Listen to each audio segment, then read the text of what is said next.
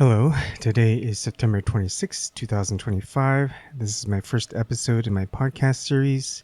It's just random thoughts said out loud about a topic, about everything and anything.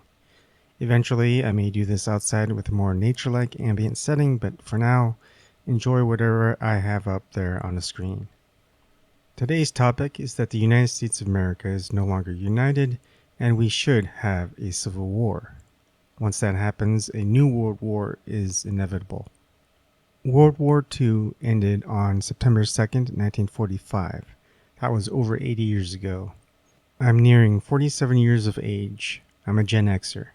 Any generation younger than me has probably never had a conversation with anyone in the greatest generation. Maybe someone from the silent generation, but mostly they had to deal with the baby boomers and Gen X generation.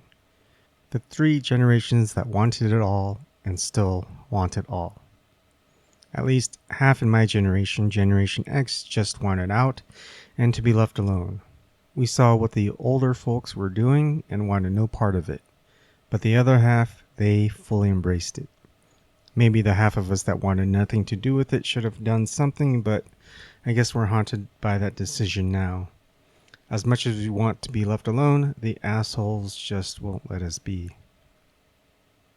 So first, the Civil War in America. It won't be simple, and I'll get more in depth on it later. It's a confusing two-front war. You have the white nationalists, or MAGA, or Trump cultists, or white Christians, whatever. Then you also have the older, wealthy elitists.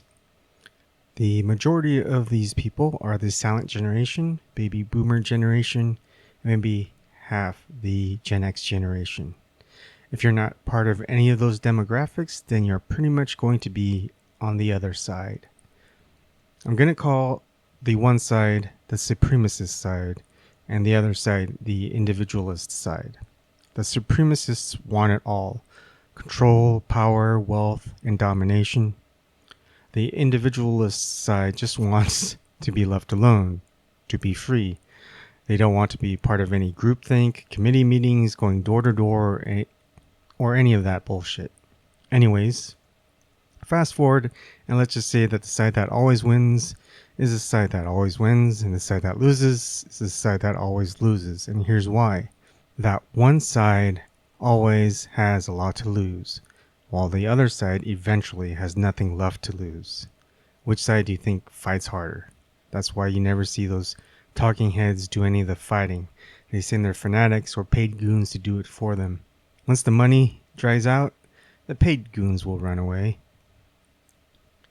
The Civil War is just a start. Once Americans realize what war is really like, the remnants of the supremacists, they'll cower about again, calling the individualists evil and vile, while trying to regain power by having others do their bidding again. Except that won't happen again for another 3 or 4 generations.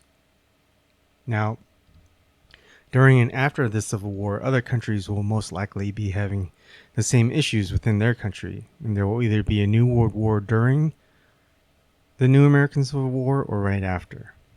Once the new Civil War starts in America, military aid from America will be nearly non-existent. Any allies America has left will largely be defenseless to either China, Russia, India, or North Korea. Again, the individualists would just want to be left alone, but there's going to be too many countries wanting military aid because there are countries out there where their entire population are supremacists.